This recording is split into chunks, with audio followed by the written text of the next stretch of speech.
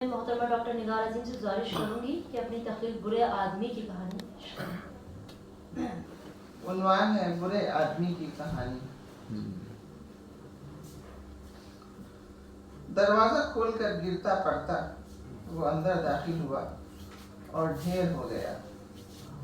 वो हमेशा की तरह नशे में था, लेकिन इस मर्तबा उसके चेहरे से वहशत बरस रही थी। वो रो रहा था, तड़प रहा था। उसका पूरा वजूद दर्द और गर्व से लरज रहा था। शायद कई रातों से सोया नहीं था। बाल बेतरतीब और बढ़े हुए थे, कपड़े पोसीदा, चप्पल पुरानी और घिसी हुई। वो दुजानू होकर बैठता, बार बार सजदे में गिरता, अपने सब्र के लिए दुआ करता, अल्लाह मुझे सब्र दे दे। उसका चेहरा आंसुओं से भीगा हुआ था। बहती हुई नाक वो बार बार अपने कुर्ते के दामन में जज्ब कर रहा था। ये खुर्शीद था, मेरे शौहर का लंगोटिया यार, पुरमज़ाक, हंसोट और गैर संजीदा। मेरी शादी के बाद मुलाकात करने वाला उनका सबसे पहला दोस्त। वो जितना ज़्यादा बोलता बीवी उतनी ही कम वो। पढ़ा लिखा कम था, लेकिन हुनरमंद था। बड़ा माहिर कटिंग मास्टर था। दौलत और शोहरत की कोई कमी न थी। कनाट प्लेस में उसके कई शोरूम थे। बड़ी बड़ी फिल्मी हस्तियां उसके शोरूम में आती थी। गले में फीता लटकाए जो वो कैंची चलाता तो बड़ा जादुई नजर आता। उसके सामने सूखे पिचके गालों वाले चेहरे पर उसकी गोल गोल चमकदार ज़हीन आंखें उसके पूरे वजूद का सरमाया थी। दौलत, शोहरत और ये पेशा उसे विरासत में मिले थे। उसका बाप भी कटिंग मास्टर था, लेकिन वो लेडीज और ये जेंट्स। बाप चाहता था बेटा भी लेडीज कटिंग सीखे, क्योंकि उसका ख्याल था कि औरत का पीर कभी भूखा नहीं मरता। लेकिन खुर्शीद ने बाप की एक ना सुनी, शायद इसलिए कि वो तबीयत से बहुत ही शर्मिला वाक़ हुआ था। लेडीज कटिंग शायद उसके बस की बात नहीं थी। खुर्शीद को मैंने जब भी देखा नशे में ही देखा। उसकी आंखें सुर्ख रहती थी, लेकिन वो बहकता नहीं था। फिर भी वो मेरे लिए नापसंदीदा शख्स बन गया था। शायद इसलिए कि मैं उससे जितना समझाती वो सब हंसी में उड़ा देता। इसे टोकना छोड़ दो, ये नहीं मानेगा, ये गुस्से से कहते। वो बरसों से पीता है, स्कूल के ज़माने से, इसीलिए नहीं पढ़ पाया। थक गए सब इससे। सारे दोस्तों ने छोड़ दिया है इसको। किसी की परवाह नहीं की इसने भी। बस यहीं मेरे पास आ जाता है, सो वो भी बंद कर देगा। पता भी नहीं चलेगा जिंदा है कि मर खप गया। लाखों की दौलत छोड़ी थी इसके बाप ने, लेकिन सब शराब में पी गया। इसने भी कमाया, लेकिन सब गंवा दिया। बाप भी पी कर मर गया। इसका भी यही होगा। इनकी आवाज़ रुंध जाती और मेरे लब साकित हो जाते। आहिस्ता आहिस्ता वक्त हाथ से निकलता गया। बदलती हुई रेडीमेड तकनीक ने उसके काम को मुतासिर किया और कारोबार पर उसकी गिरफ्त ढीली पड़ गई। नतीजतन बाप की कहावत दुरुस्त साबित होने लगी। जमाने की इस दौड़ में वो बहुत पीछे रह गया। एक एक करके शोरूम बिकने लगे। कुछ बरसों में ये नौबत यहाँ तक पहुँच गई कि वो किसी दूसरे के यहाँ माहाना उजरत पर काम करने लगा। बीवी बहुत जल्द जिंदगी से हार गई। दिल हो गई थी उसे। बीवी की मौत के दिन भी वो होश में न था। देखिए, मैंने आपको बहुत खामोशी से सुना है।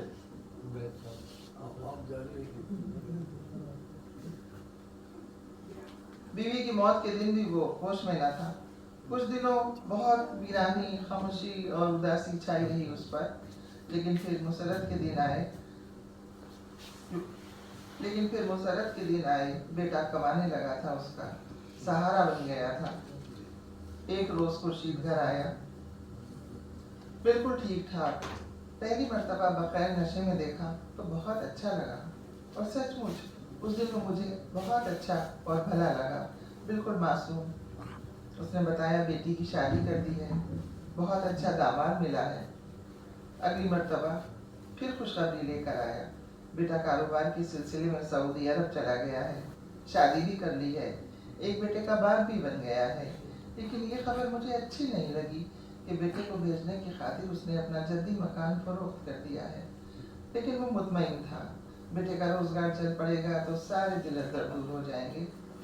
कुछ मुद्दत के बाद फिर आया, अपने उसी पुराने अंदाज में एक बड़ी सी फाइल बगल में दबाई। ये ले नदीम, अपना सब कुछ तुझे देने आया हूँ, जिंदगी भर का सरमाया तू रख ले, बस सिर्फ 5,000 रुपये दे दे। इन्होंने खोल कर देखा, वाकई जिंदगी भर की पूंजी थी ये उसकी ड्राफ्ट बुक थी। मैं क्या करूँगा इसका, ये मेरे किस काम की, तू रख ले, जब रुपए वापस करूँगा तो ले जाऊँगा। अब दोस्ती में यहाँ तक नौबत आ गई, शर्म नहीं आती तुझे? शर्मिंदा हूँ इसीलिए, हमेशा तुझसे उधार मांगता हूँ और कभी चुकता नहीं करता, इस मर्तबा जरूर कर दूंगा। रुपए भी ले जा तू और ये फाइल भी संभाल के रख इसे। मैंने अलग ले जाकर इन्हें समझाया, वो होश में नहीं है, किसी और को दे देंगे, आप रख लें उनकी ये फाइल, फिर वापस कर दीजिएगा। और यूं फाइल छोड़ गया और रुपए ले गया। एक बरस भी नहीं बीता था कि फिर अचानक ऐसे यूं और इस साल में, ऐसे तो पहले उसे कभी नहीं देखा था। हम दोनों ही घबरा गए। वो ज़ारो पता रो रहा था। क्या हुआ, कुछ बोलेगा भी? इन्होंने झुंझलाहट से पूछा। मार डाला मेरी नज्जो को, जला दिया उसको, जला दिया नदीम, जला दिया। जहेज के लालचियों ने मेरी नज्जो को जला दिया। इन्होंने उसकी कौली भरी तो वो फूट फूट कर रो पड़ा। तड़प तड़प कर मर गई यार मेरी बच्ची। ये भी नहीं सोचा जालिमों ने कि उसके बच्चा होने वाला है। रुपए मांगते थे साले, 3 लाख रुपए गाड़ी के लिए, मेरे मकान के रुपए, मकान बेचा था ना, बस तभी से उस पर नियत थी। कहाँ से देता, सब कर्ज में चला गया था। इमरान के सऊदी अरब जाने में खर्च हो गया। क्या देता, कुछ भी नहीं था मेरे पास। हाय मेरी नज्जो, वो रोई जा रहा था। मेरी नज्जो शादी ही कहाँ करती थी, कहती थी अब्बा तुम्हें रोटी पकाकर कौन खिलाएगा। जब से माँ मरी थी सारा घर संभाल रखा था मेरी नज्जो ने। हाय मेरी बच्ची, तुझ पर क्या बीती होगी। वो रोई जा रहा था, चिल्ला चिल्ला कर बयान कर रहा था। लेकिन ये कब हुआ, इन्होंने पूछा। 2 महीने हो जाएंगे और तू अब आया है मेरे पास, ये गुस्से से बोले। मुझे होश ही कहाँ था, पुलिस रिपोर्ट की तूने? हाँ गया था, लेकिन मेरी कोई सुनता ही नहीं। पुलिस वाले भगा देते हैं, शराबी कहकर धक्का दे देते हैं। ये फिर रोने लगा। तो बेवकूफ़, तो वहाँ शराब पीकर जाता है क्यों है? साली बीवी चली गई, बेटी चली गई, मगर तुझे होश नहीं आया। मेरी मदद कर नदीम, यार तो मेरा यार है, तुझे तेरी दोस्ती का वास्ता। वो हाथ जोड़ने लगा, पैर पकड़ने लगा, गिड़गिड़ाने लगा। जो तू कहेगा मैं करूँगा। मेरी नज्जों के कातिलों को सजा जरूर मिलना चाहिए। मैं क्या कर सकता हूँ बता मुझे। मेरे पास पैसे नहीं है वकील को देने के लिए। वकील कहता है सब पकड़े जाएंगे, सबको जेल होगी। अरे मेरे बगैर दफना दिया था उन्होंने नज्जो को। मैंने सूरत भी नहीं देखी अपनी बच्ची की। वो फिर रोने लगा। भाभी मेरी मदद करो, नज्जो आप ही की बेटी थी। उसने इल्तिजाई नजरों से मुझे देखा और मेरे सामने हाथ जोड़कर जमीन पर माथा टेक दिया। मेरा दिल तो पसीज कर कतरा कतरा बह रहा था। मैंने पुरउम्मीद नजरों से इनकी तरफ देखा। बता कितनी फीस देना है वकील को, इन्होंने पूछा। मैं दे चुका हूँ, बस 3,000 रुपये रह गए हैं। बस ठीक है, तू ले जा, 3 के बजाय 4 ले जा, लेकिन अगर तूने शराब पी तो मैं तेरा दम निकाल दूंगा। इन्होंने गाली के साथ साथ उस धौंस भी दी। और हर तारीख पर तो मुझे इत्तला करेगा, समझा? तू मेरे साथ चल, अपने हाथ से दे देना वकील को। वकील बता कौन है तेरा? जगदीश, 18 नंबर केबिन में बैठता है, 30,000 में। तो फोन नंबर नोट कर ले उसका। ले ये ले। उसने जेब से एक सीधा सा कागज का टुकड़ा निकाल कर नंबर बताया। काफी दिन गुजर गए, न कोई फोन न कुछ खैर खबर। वकील को कई मरतबा नंबर मिलाने की कोशिश की, लेकिन कभी बात नहीं हो सकी। खुर्शीद के पास फोन तो था लेकिन मिलता नहीं था। मैं जब भी जिक्र करती ये फट पड़ते। मुझे पता है साला कि ये पड़ा होगा कहीं ना कहीं। जब हमारे सब्र का पैमाना लबरेज हो गया तो एक दिन पूछते पाछते हम दोनों उसके मकान पर पहुंच गए। देखा खस्ता हाल मकान में वो उसी बेतरतीबी से जी रहा है। फर्श पर घूट बैठा वो शगल कर रहा था। गले में फीता लटका हुआ था। कई कपड़े तह किए उसके करीब रखे थे और एक फैला हुआ था। कैंची भी थी, शायद वो इन कपड़ों को काटने की तैयारी में था। अचानक इन्हें सामने देखा तो उठा और दौड़ कर लिपट गया। तू आ गया?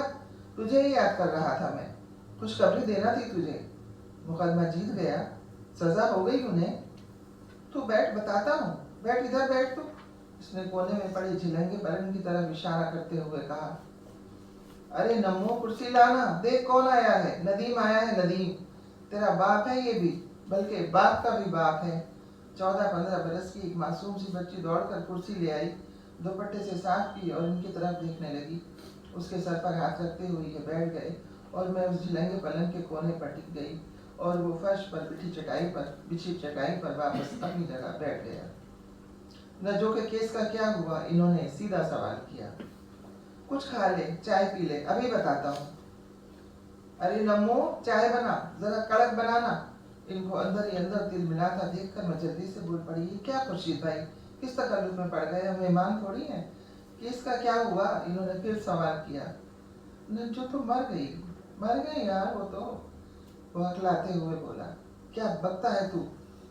वो जलकर मारी गई है, वो जलाकर मारी गई है, मरी नहीं।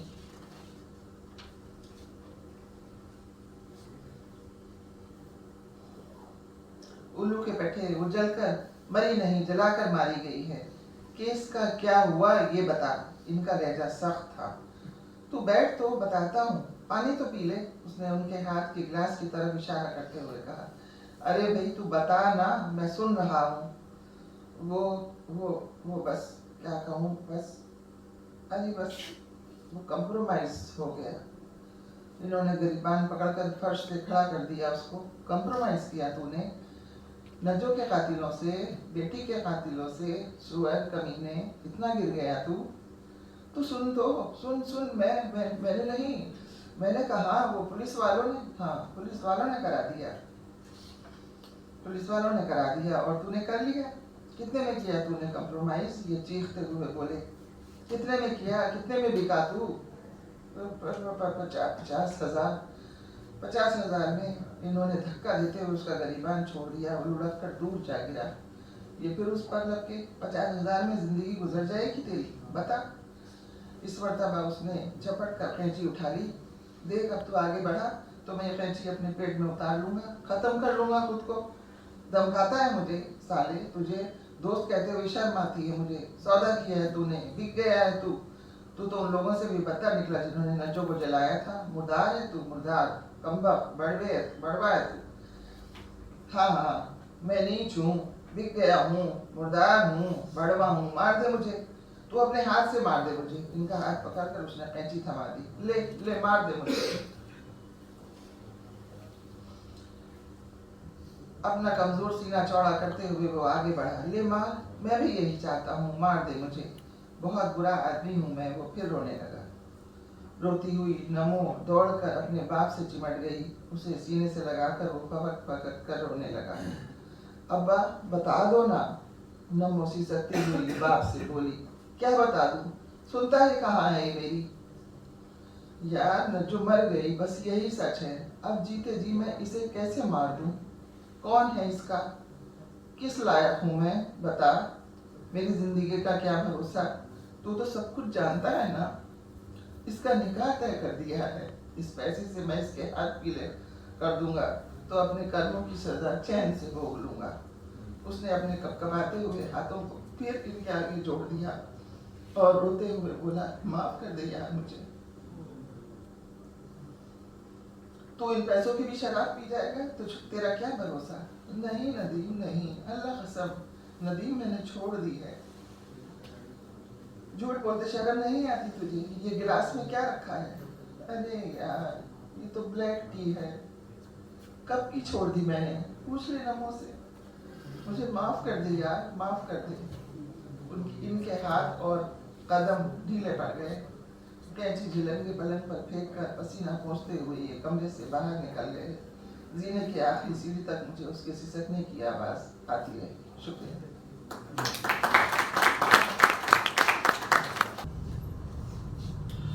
बुरे आदमी की कहानी निगार अजीम साहबा ने सुनाई। हम लोग की खुशनसीबी है कि ऐसे उम्दा अफसाना सुनने के मौके मिलते रहते हैं हम लोगों को।